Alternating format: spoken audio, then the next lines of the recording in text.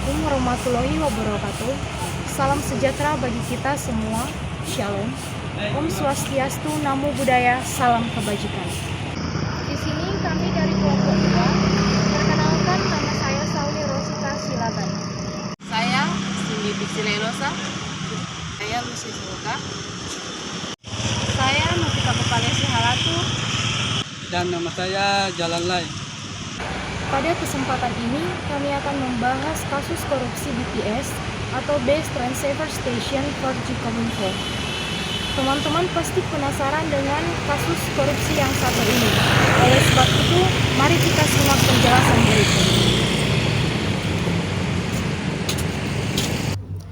Kasus korupsi BTS 4G Kominfo saat ini menjadi topik pembicaraan di mana-mana.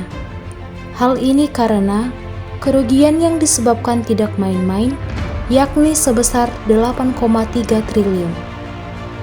Dalam kasus korupsi ini, yang terlibat bukan hanya satu orang, melainkan ada 16 orang yang sudah ditetapkan sebagai tersangka. Salah satunya adalah Johnny G. Plate, sebagai Menteri Komunikasi dan Informatika juga ikut terlibat dalam kasus korupsi ini. Mari kita saksikan pandangan akademisi terkait kasus korupsi BTS 4G Kominfo berikut. Di sini kami dari kelompok 2 akan mewawancarai salah satu dosen Fakultas Ilmu Sosial dan Ilmu Politik, yakni Pak Ahmad Rosandi Sakir, SIP, MAB.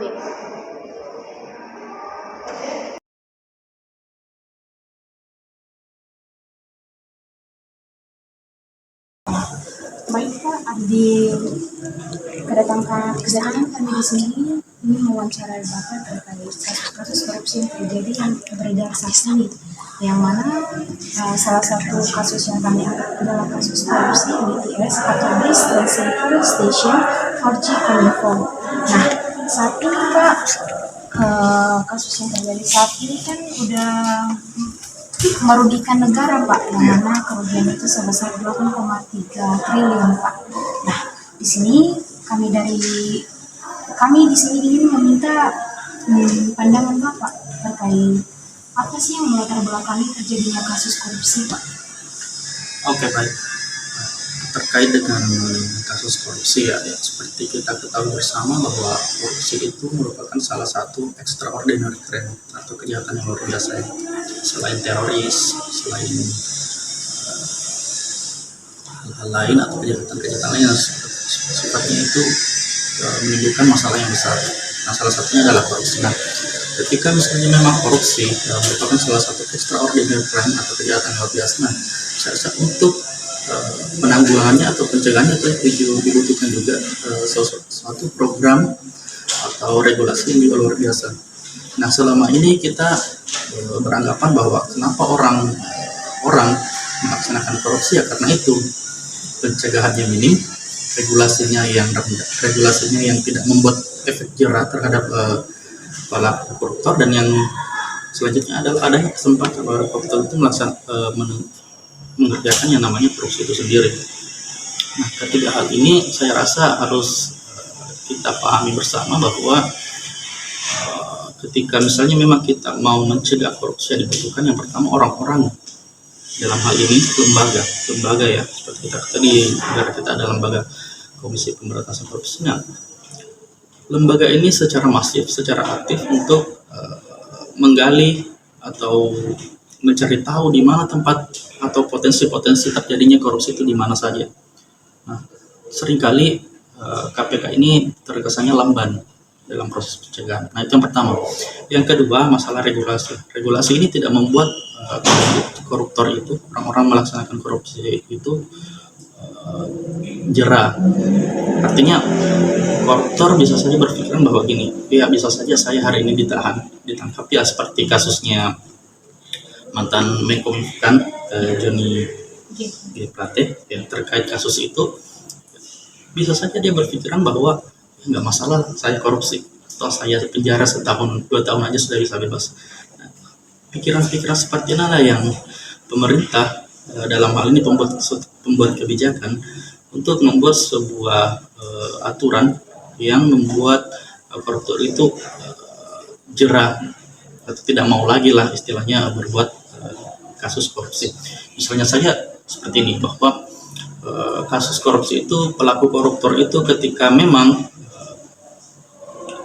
sudah memang diketahui berbuat korupsi, maka bisa saja ada hukuman yang sangat berat. Misalnya seperti di negara-negara lain ya, misalnya ada misalnya tangannya dipotong, atau bahkan bisa saja kita berlakukan hukuman mati terhadap koruptor. Nah, hal ini justru menimbulkan, kalau misalnya kebijakan ini diterapkan, ini justru ini mungkin juga menyebabkan pro dan kontra dalam masyarakatnya, terkait lagi dengan masalah hak asasi manusia itu. Dengan adanya pembangunan BTS ini, masyarakat berharap memiliki akses internet yang lebih baik. Namun, harapan itu pun pupus karena realitanya tidak sesuai dengan ekspektasi masyarakat.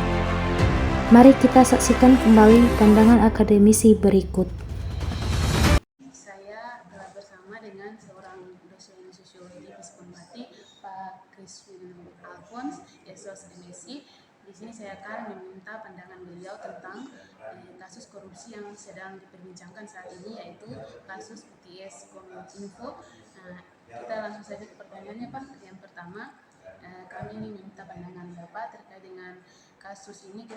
Baik, jadi saya akan menjawab dari dua perspektif, gitu, perspektif sosiologi dan mungkin juga perspektif politik.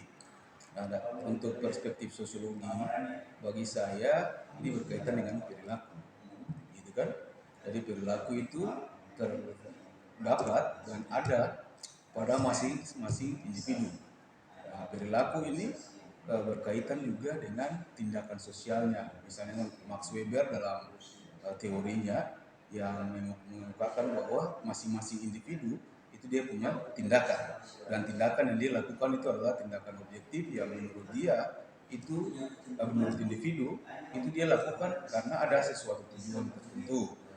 Nah, kalau dalam permasalahan korupsi ini, maka ketika proses korupsi di Kementerian Kominfo gitu dia terjadi, itu pasti ada satu tindakan atau perilaku yang dilakukan oleh orang kementerian misalnya.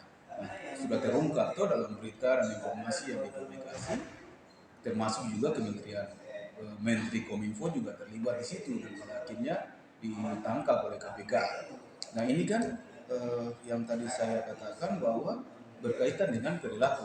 Latar belakang semua hal ini terjadi itu karena perilaku. Pertanyaannya begini, kenapa kementerian lain yang saat ini tidak terjebak dalam kasus korupsi misalnya? Nah, itu berkaitan dengan lagi-lagi perilaku tadi, gitu kan? Jadi kalau memang ada kementerian yang melakukan korupsi lalu kemudian ditangkap, itu karena perilakunya dia, gitu. Kemudian juga berkaitan dengan yang tidak melakukan korupsi atau tidak tertangkap karena kasus korupsi itu, ya perilaku dia memang tidak melakukan korupsi gitu. Nah, oleh sebab itu dari perspektif sosiologi saya kira ini berkaitan dengan bagaimana perilaku yang dimiliki oleh individu.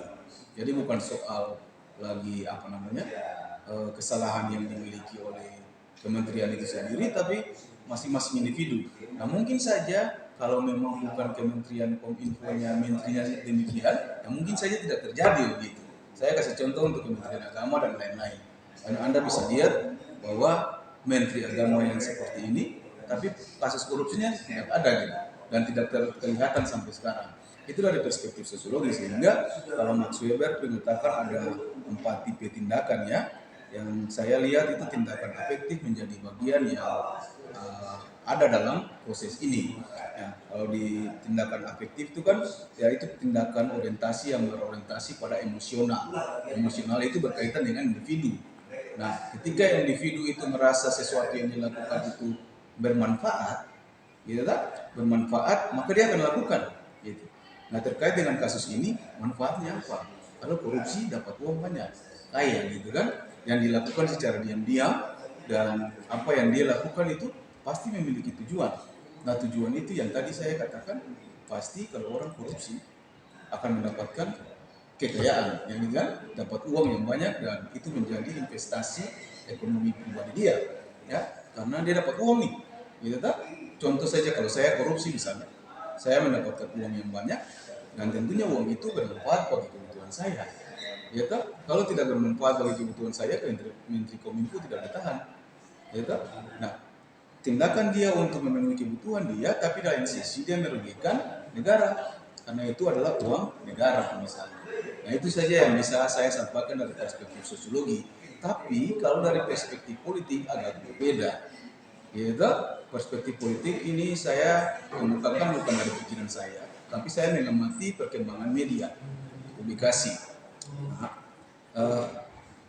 Berbagai pengamat politik dalam menyampaikan pendapat mereka tentang kasus Menteri Kominfo ditahan, ya, itu sejak Partai Nasdem itu merekomendasikan atau memberikan pilihannya untuk merekomendasikan seorang calon presiden yang kita ketahui sekarang.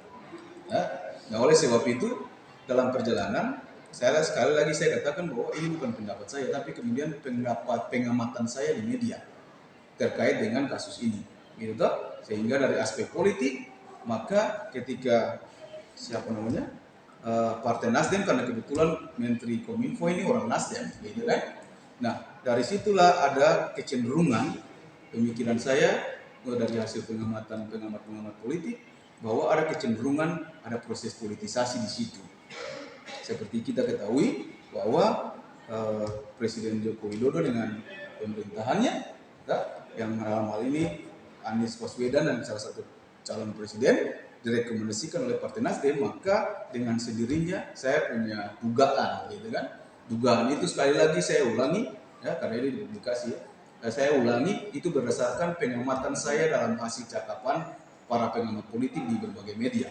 Metro TV, TV One, dan lain-lain ketika mereka menanggapi kasus ini, ya, sehingga langkah ini diambil itu dari aspek politik, ya. Nah, itu saja yang bisa saya sampaikan terkait dengan alasan dan latar belakang dari kasus yang bisa Anda lihat. Demikian pembahasan kami mengenai kasus korupsi BTS atau Base Transceiver Station 4G Kominfo. Sekian dan terima kasih. Wassalamualaikum warahmatullahi wabarakatuh. Shalom.